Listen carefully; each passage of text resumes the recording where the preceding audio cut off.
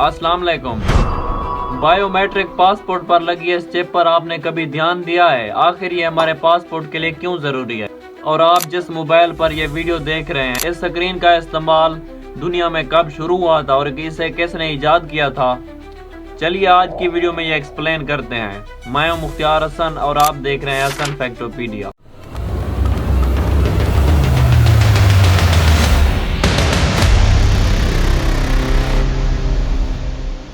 आजकल के जदीद चिप लगे हुए पासपोर्ट हमें हाई टेक लग सकते हैं, लेकिन बायोमेट्रिक पासपोर्ट बनाने के इब्तिदा दरअसल 19वीं सदी के एक फ्रांसीसी पुलिस ऑफिसर अल्फोनेस बर्टेलोन की मायूसी से हुई थी।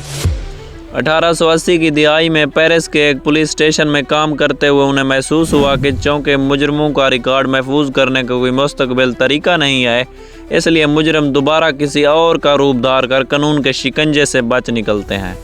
लेकिन अल्फोनेस बर्टेलोन ये जानते थे कि एक बालिग जिस्म की साख वक्त के साथ तब्दील नहीं होती, और इसलिए उन्होंने पुलिस के पास मौजूद जराइम पेशा अफराद की तस्वीर का इस्तेमाल करते हुए जिस्मानी पमैश का एक निज़ाम वाज़े किया, जिससे मुजरमों की तफसीलात को रिकॉर्ड करने और दोबारा मुजरमों का सुराग लगाने का बेहतरीन तरीका बन गया।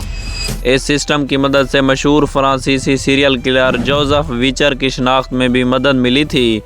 अल्फोनेस के निज़ाम को बाद में फिंगरप्रिंट से तब्दील कर दिया गया, लेकिन 1960 की दिहाई में चेहरे की शनाख्त और बायोमेट्रिक निज़ाम का आगाज़ दरअसल इन्हीं की ईजाद करदा निज़ाम की नई शक्ल है।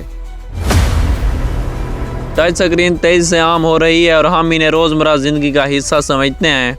2007 में आईफोन ने टच स्क्रीन को आवाम तक पहुंचाया, लेकिन यह टेक्नोलॉजी 1960 की दिहाई से एयर ट्रैफिक कंट्रोल टावर्स में इस्तेमाल हो रही थी। ज़मीनी एयर ट्रैफिक कंट्रोल्स का मिशन आसमान में ज़िंदगियों की हिफाजत करना था। हर फ़्लाइट की शनाख्त एक कॉल साइन से की जाती थी, और इस वक्त कंप्यूटर्स को परवाज़ की मालूमात प्रोसेस करने के लिए कोड टाइप करना पड़ता था। इतनी ज़्यादा एयर ट्रैफिक के साथ डेटे की दुरुस्तगी भी ज़रूरी थी, और इसमें ख़तरा बहुत ज़्यादा था। हर परवाज़ का कोड 5 से 7 हरूफ पर मुश्तमिल होता था, और काम के दबाव के दौरान टाइप करते वक्त गलतियाँ करना बहुत मामूल की बात थी। बरतानवी इंजीनियर एरिक आर्थर जॉनसन ने कीबोर्ड को ख़त्म करने का एक मुनफरद आइडिया फिंगर सेंसिटिव डिस्प्ले की सूरत में पेश किया। वो इस ख्याल से बखूबी वाकिफ़ थे कि हमारे जिस्म में बरकी चार्ज इलेक्ट्रिक फील्ड मौजूद होते हैं, और जब दो बरकी चार्ज करीब आ जाएं तो एक दूसरे पर असर अंदोज होते हैं। उन्होंने सोचा कि क्यों ना एक तांबे की तार को खींच कर फिर इस कंप्यूटर से जोड़ा जाए, और यही ख्याल उनकी इनकलाबी ईजाद की बुनियाद थी। अगर एयर ट्रैफिक कंट्रोल सेंटर्स में ऐसी स्क्रीन्स होती जिनमें तांबे की तारों का एक सिलसिला होता और हर एक को अलहदा फ़्लाइट कोड्स के साथ डिटेक्ट करना और लेबल किया जा सकता, तो कंट्रोल को सिर्फ मतलूबा कोड को छूना होता, लिखने की ज़रूरत नहीं पड़ती। जॉनसन ने एक ऐसा निज़ाम बनाया जो कि ना सिर्फ लचकदार था, बल्कि पहले से मौजूद किसी भी चीज़ से ज़्यादा तेज़ था।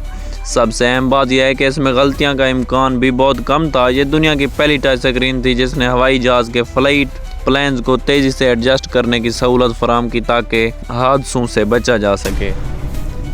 दोस्तों, यही थी आज की वीडियो। अगर आप कुछ पूछना चाहते हैं तो कमेंट में अपनी राय ज़रूर दें। मिलेंगे इंशाल्लाह नेक्स्ट वीडियो में, तभी तक के लिए अल्लाह हाफ़िज़।